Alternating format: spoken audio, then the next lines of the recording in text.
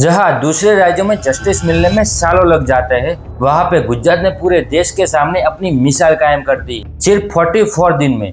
जी हाँ, सिर्फ 44 दिन में हैवान को फांसी की सजा दी गई। राजकोट में एक हैवान ने 7 साल की बच्ची के साथ दुष्कर्म किया और लोहे के सरिये से ऐसी बर्बरता की कि जिसे मैं अभी आपको बता भी नहीं सकता, और खून में लथपथ बच्ची को झाड़ियों के बीच में छोड़ के वो भाग गया। लेकिन इस केस को भी दूसरे केस की तरह तारीख पे तारीख नहीं मिली। इस केस को रेयरेस्ट ऑफ रेयर कैटेगरी में माना गया, और मैं आपको बता दूं, कुछ ही केस को इस कैटेगरी में माना जाता है और ऐसे केस का वर्डिक्ट इंस्टेंट दिया जाता है। लेकिन इस मामले को रेयरेस्ट ऑफ रेयर केस में क्यों माना गया, चलिए समझते हैं। पीड़िता केवल 7 साल की बच्ची थी।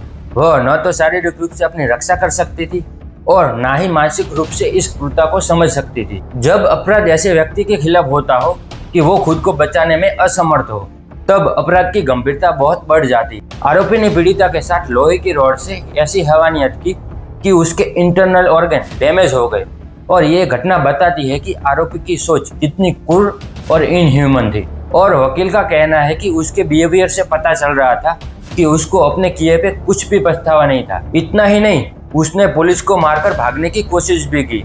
बाद में उसको रोकने के लिए उसके पैर पे गोली मारनी पड़ी। ऐसी सिचुएशन में कोर्ट के पास एक ही ऑप्शन बचता है, स्ट्रिक्टेस्ट पनिशमेंट, ताकि फटाफट जस्टिस हो सके और समाज को साफ मैसेज मिल सके।